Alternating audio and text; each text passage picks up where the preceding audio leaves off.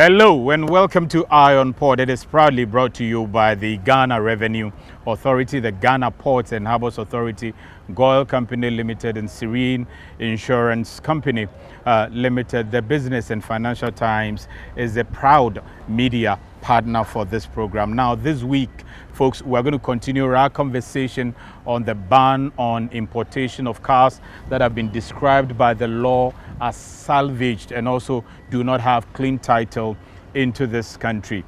Some stakeholder groups raised concerns about this particular law, saying that the salvage bit is just too vague, and also the requirement of a clean title is just too strict a law to implement, and once the implementation takes place, their livelihoods are going to be taken away. Some other stakeholders do not agree to this, so the president listened and called them up, set up a committee that was supposed to be chaired by the Ministry of Trade and Industry. That committee has concluded its sitting and some outcomes have come in. We want to hear from the stakeholders what is the outcome and whether or not we are all to expect that come 1st November, we are not going to see some of these salvaged vehicles, accidented cars like these that we have here, being brought into this country. Now, this is important because you're the one going to import into this country. You don't have to bring that car. When it is not allowed into the country, then you begin to complain. Just get to know what to do so that you don't fall into trouble. So let's listen to the stakeholders and what they had to say. It has been widely reported on Eye on Port and other outlets that barring any unforeseen circumstances, the Customs Division of the Ghana Revenue Authority will not allow into the country importation of cars that have been defined according to the Customs Amendment Act 2020 as salvaged or do not have clean title by the 1st of November 2020. The prohibition against the importation of salvaged motor vehicles into the country under paragraph B of subsection 1 of section 58 shall come into force 6 months after the date of the coming into force of this act. Following extensive conversation of the subject on Eye on Port, some stakeholder groups had raised red flags on aspects of the law, describing it as vague and harsh, which when allowed to be implemented will negatively impact their jobs and eventually their livelihoods. The Act defines the various terms used in the newly introduced automotive assembly industry for clarity, but deliberately fails to define the various terms used in the salvage titled vehicles industry. Subsequently, the President of the Republic, Nana Addo Dankwa Akufo-Addo, invited the stakeholder groups to listen to them and asked them to address their concerns with the Ministry of Trade and Industry, to be chaired by the Minister with the Executive Secretary to the President, Nana Asante-Bidie, represented. We had a representation from Swami Magazine, garages from Kumasi, Swami Magazine as well, and we had about 2 representation from Abusio Kai. And custom officials were there, people from reps from Standard Authority. Any representation from the president? Yes, he was in the person of Asante-Bidie too. The members confirmed that the president had communicated that as an executive, he does not have the power within the laws of Ghana to set aside an act passed by Parliament of Ghana, and therefore all issues must be considered with the Ministry of Trade and Industries. After listening to the presentation, he made us to understand that he, being the president, does not even have the power to even amend the law. Yeah. If anything, it has to go back, to Parliament, for Parliament to reconsider it. Speaking on Eye on Port, the various stakeholders who were present at the committee meeting, including members of the Automobile Dealers Union of Ghana, ADAG, Vehicle and Assets Dealers Union of Ghana, VADAG, Aboso Kind Spare Parts Dealers Association, and Ghana Union of Traders Association, GOVT, shared their accounts of the meeting and the outcomes. We spoke and the president said, then we should come and then have meeting with him. Okay. And also told him everything about our concern. And he said we should go and see our minister, that is Alan Kojo Chairman, Honorable. Yeah. So we went to him and also came back to the 0 point that we should be patient for the implementation. There we can, if you have something to do about it, they can Parliament to do that. But at the moment, it's a law. It was clear that all other stakeholder groups were in favor of the conclusion by the committee led by the Ministry of Trade to the effect that the law be implemented as stipulated by the Act of Parliament, except members of VADAC. For us, it's a law. Parliament has been implemented it, and also the President too has been signed. There's nothing else the minister can do about it.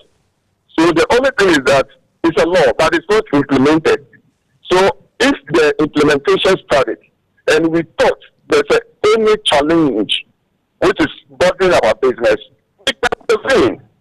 So have you communicated this to your members and they have understood? Very well, because they respected their leaders. Okay. So anything which will come from the leaders, they also comply by it. We've communicated it to our members. Even in IMPASSE, we had a general meeting there just this last Thursday. Okay. And then I took time to explain it to my members. They well understood it. Everybody, all your members at IMPASSE have understood. Yes, I made the date known to them. Okay. That if you have any vehicle, that maybe your brother or your sister is over there and wants to bring it to the country, you should make sure that the vehicle comes here and it is cleared by the 31st of October.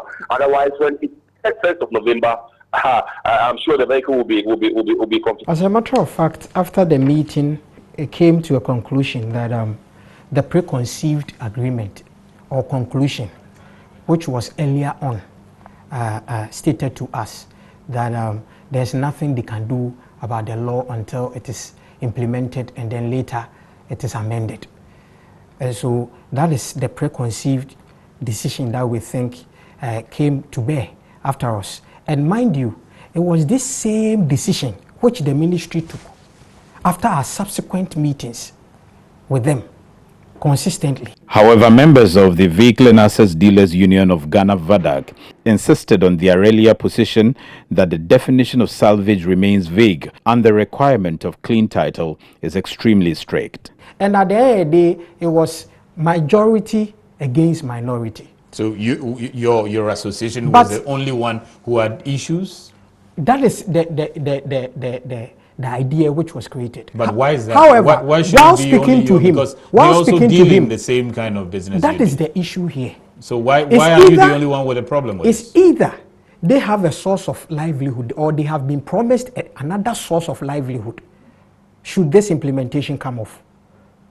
Either than that, the pressures and the kind of calls myself, my Council of Elders, and the rest of the executives of VADAC are receiving from across the country, from Takrade, from even within Accra here, from Tema, from Kumasi, and even from Swami Magazine, and Abosio Kai, whose reps were on the committee. The VADAC members explained why they believe that when the law is left like that, it will gravely affect their folks. And that is how come members of VADAC, we can boldly say that majority, if not all our members, the cars that we import in are those rebuilt salvage vehicles. A car importer, a salvage car importer, or a repairable salvage car importer like us can stand on his feet and purchase goods worth about 10,000 Ghana cedi or 5,000 Ghana cedi for about a fleet of 10 cars. Yeah. From Abosio Kai. Yeah. The impact is going to be great. We shouldn't perhaps that is the way you have to put it. However, the other stakeholders believe the alternatives to the ban on the salvage vehicles are adequate to keep their members in business. The fact that salvage cars are going to be allowed to be brought into the country, 1 to 10 years cars are still going to be brought in, and they still have the opportunity to bring in those cars, and those our brothers, who he is referring to as sprayers, welders, mechanics, and so on and so forth. The cars that are in the country, that means they involve in accidents. They involve in accidents. They go to workshop often. So still, they will still be in business. VADAC says the Ministry of Trade has still not addressed their concerns, although they have been part of all consultation processes from the beginning. They will tell you they survive, or their business is surviving basically on us. And the members belonging to Mr. Clement Boateng will also call in and tell you that their business is surviving because we are there.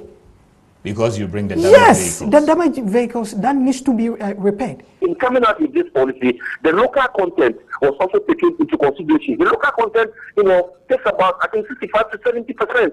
And that is going to create a lot of employment for the indigenous. Clement Boateng maintained that the country has come of age to embrace such a policy. Every country, needs industrialization. Yeah. And yes, and for that matter, Ghana cannot be left out. Yeah. We cannot remain static and then be at one place that we are. The country must move forward. You see, so I don't see the reason why that some of our members still wanted, to remain where we are. If it happens like that, then it means the country cannot move forward. However, Joshua Opoku Agyemang insisted that the law be amended before the implementation commences. All we are asking from His Excellency is that he should activate a sense of urgency with this amendment we are asking for and we are seeking for. We are not against the law in the first place, but however, the amendments which we have brought forth to him, he should see to them and make sure we are kept in business. But Clement Boateng advised that they also have the difficulty when it comes to some of the requirement of the law, but at the moment nothing can be done since it's already a law that needs to be complied with by the citizens of the country. You see, all the issues that they have raised, we share it with them. But we just want everybody, to take the word of the minister that we should allow the act to be implemented. Then after that, whatever concerns that we have raised will be taken care of. The members of VADAC still made an appeal to government in spite of the many consultations so far. Why would the government introduce 35% increment on clean titled vehicles, home use vehicles, if they are not discouraging importation completely? And also, if the government wants to only stop the importation of salvage cars or vehicles, why not the need to reduce duty for the clean titles instead? Well, so it is clear from the committee's deliberations and what the stakeholders are saying that come 1st November, customs is not going to allow you to clear vehicles like that, salvage vehicles that are damaged out of the ports of Ghana. And according to the stakeholders, you must comply with this law until amendment of the law is done by Parliament. That is, if it will be done. Eye on Port returns after the break. Every now and again, GOIL makes good things happen. This time, GOIL has introduced Super XP Ron 95, a higher grade fuel loaded with additives and yet sold at the same price as normal fuel. GOIL Super XP Ron 95 enhances engine performance like never before. It maintains the engine by keeping it clean from carbon deposits. GOIL Super XP Ron 95 is designed to burn slowly and thus improves fuel economy, making you save money after several kilometers. GOIL Super XP Ron 95 gives you a smooth driving experience, that is, less vibrations. Fill up with GOIL Super XP Ron 95. Now there's no need to pay more for any higher grade fuel. GOIL has that sorted. GOIL, good energy. Electricity, then pay your taxes. Our taxes, our future. Because you see, without our taxes, we wouldn't have good roads, good schools, better hospitals, street lights, and other very important social amenities. When we pay our taxes, we give our children free and quality education. Talga, my money too small. Why should I pay my tax? Look, small. Salifo, it doesn't matter how small or big your business or income is. You still have to pay your taxes. The little taxes from each and every one of us, when put together, could give your community clean water or that deprived school with tables and chairs. Please pay your taxes. It is your responsibility. It is your civic duty. It is the law. Oh, how are you? Hi Yvonne, a few words please. Everyone is talking about the fire at your production house last week. How are you holding up? Has production stalled? No, not at all. My crew and everyone on my set is perfectly fine because I insure with Serene Insurance. As a matter of fact, I've had all my equipment replaced, including the vehicles that were affected. My workers have been sorted out. Even my production downtime has been covered. So it's all good. I have a meeting to attend to, so I have to get going. Sorry about that. Which insurance company did you mention? Serene Insurance, the new face of insurance, a member of First Sky Group. Sa coronavirus yare no yare a sign pa. So obi nya bi na se opo wagu so ana se ohwinti gu so a wutumenya yare ni bi. Okadi ni bahani onaka oyehila ekoji. Ohe banye do. Oba wulo. Ogo bahunu. Oba chine. O jamba wohe. Oba na sen kaka. Mekme musunchon. Mekme nuni enihe.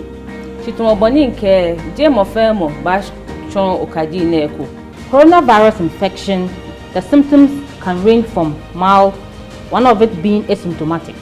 Asymptomatic just means that you may not have any symptoms at all, and the disease process can gradually worsen to be a severe form, the severest being ultimately death. We are expected to sanitize our hands when our hands are not visibly soiled or you can't really see dirt on your hands. If you can see dirt on your hands, the best thing to do is to wash your hands with soap and the running water. If you're using any of the cloth face masks, always make sure you have a rubber bag ready to receive it when you remove it, or you have a bowl of warm soapy water in which you can place the mask and wash.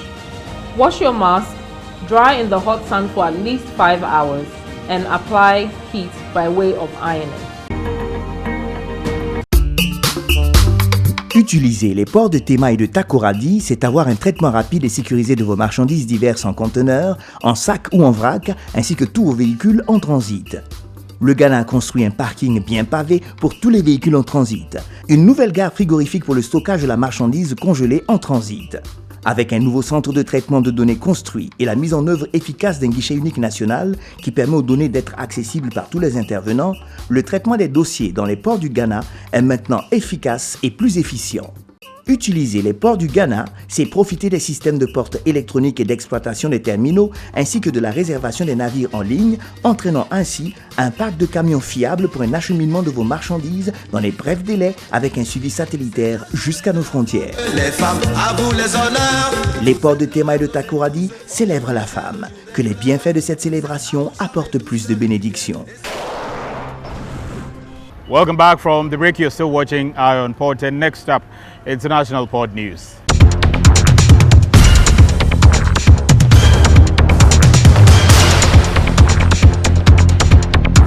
Bulk carrier Badva collided with unnamed cargo ship in Port Harcourt, Nigeria on August 6. Badva is docked at Harcourt since July 27, and therefore it is reported that probably it happened during Badva shift or another cargo ship berthing. Badva was reportedly damaged to an extent that she is in need of repairs. Badva was struck by a stern of berthing bulk carrier Pluto and suffered hull breaches and gashes in starboard bow area, with some 4 mooring lines breaking. There was no information on Pluto damages, or probably slight. Crews on 2 more ships in Australia have refused to keep sailing, demanding repatriation as crew change crisis resulting from the COVID-19 travel restrictions further aggravates. The 2 ships, Conti Stockholm and Ben Rhines, join Alumina Karting Unison Jasper, which has been held up in Newcastle since last week, as reported by the International Transport Workers Federation, which added that the situation could result in economic carnage from clogged ports for the country. In the port of Fremantle, Perth, on Thursday, August 6, 2020, the container vessel Conti Stockholm was stopped. The Liberian flagship is owned by German company NSB Group. The island of Mauritius is facing an environmental catastrophe after oil began leaking from a grounded vessel. Mauritius on Thursday announced that oil was leaking from the bulk carrier Wakashio that had run aground in the southeast of the island in late July. The ship had no payload at the time, but was carrying over 200 tons of diesel and more than 3,800 tons of low-sulfur bunker fuel oil. The bulk carrier began to breach, releasing some of the bunker fuel. Boom is in place to prevent the oil from spreading, but all efforts to stabilize the vessel and pump up the oil failed so far due to bad weather conditions. The grounding happened at Point Disney, which is listed under the RASMA Convention on Wetlands of International Importance and near the Marine Park of Blue Bay. U.S. headquartered dry bulk ship owner Genco Shipping and Trading Limited said that it has money to carry out crew rotations on approximately 70% of its fleet in recent months, despite various travel and port restrictions imposed due to COVID-19. This has resulted in the completion of crew changes involving over 800 seafarers since the onset of the pandemic. The company added that it was doing polymerase chain reaction testing of its crew members, as well as implementing a 14-day quarantine period prior to boarding a vessel. The Federal Transport Authority of the United Arab Emirates has reported that it has resumed crew change activities in all its ports and waters. The measure is being announced as UAE manages to contain the coronavirus pandemic, the impact of which has resulted in an unprecedented humanitarian crisis for seafarers across the globe. UAE was among the states committing to facilitate crew changes and grant key worker designation for seafarers, following a virtual ministerial summit hosted by the UK government on July 9, 2020. The seafarer community is in the midst of a mental health crisis due to the impacts of the COVID-19 pandemic on the seafarers' welfare and that of their families. The latest edition of the Seafarers Happiness Index, SHI, published by the Mission of Seafarers, shows the SHI is a barometer of the key issues facing those at sea today, and the latest report for the second quarter of 2020 reflects the responses from crew members globally against the backdrop of global crew change crisis precipitated by COVID-19. The report said the continuing decline of happiness at sea was largely due to the inability of seafarers to sign off and return home. Heavy workloads, virus fears, and the perceived lack of COVID-19 precautions on board vessels are exacerbating the decline in satisfaction.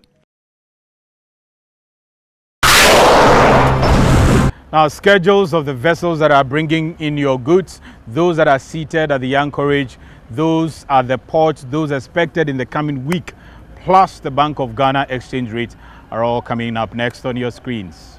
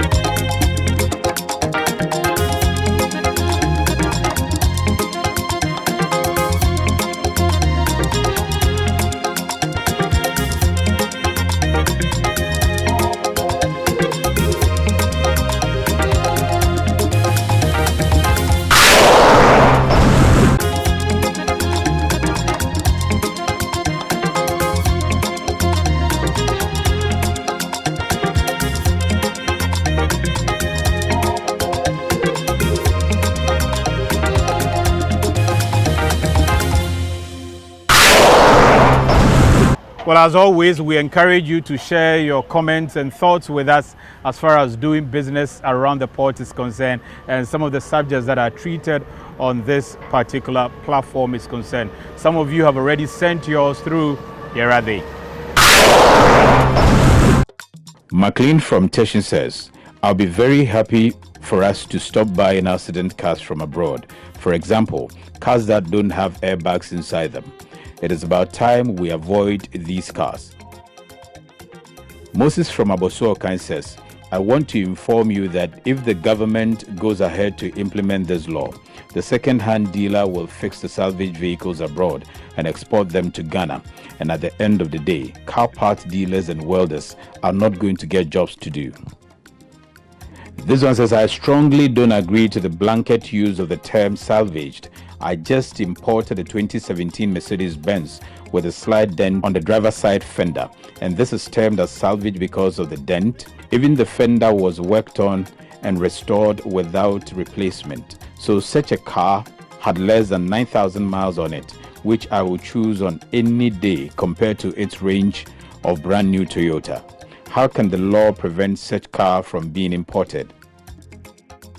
Nana says, I use a salvaged vehicle, and to be honest with you, I have regretted so much. I have spent so much that I could have gone in for a clean vehicle or a brand new one.